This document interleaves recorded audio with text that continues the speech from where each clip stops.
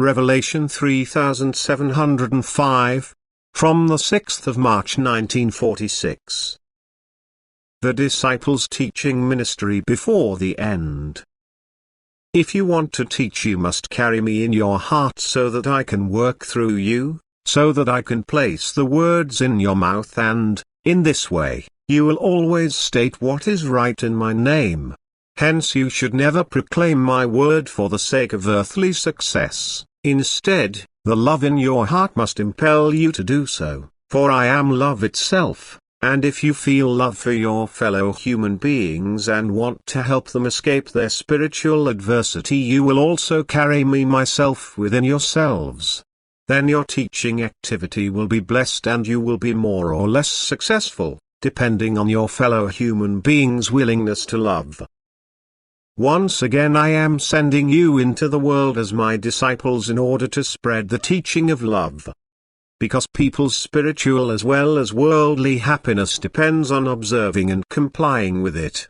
The commandment of love must therefore be emphatically proclaimed, which therefore requires determined, faithful and utterly devoted servants to me on earth, who feel that they are my disciples, who have accepted wisdom from me, who are lovingly active themselves and can therefore work as my tools on earth, who can proclaim my will wherever their feet take them.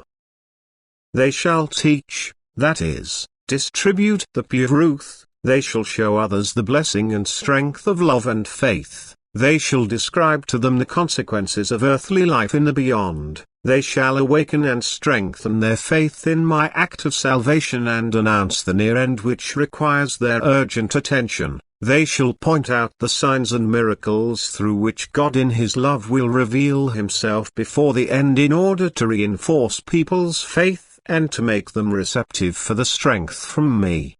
I myself want to work through my disciples and must therefore be able to take abode in their hearts.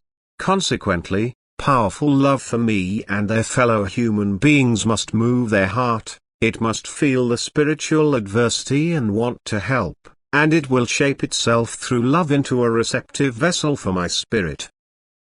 I myself will be able to dwell in my disciple's heart and work without hindrance. Then he will teach what I place into his heart and mouth.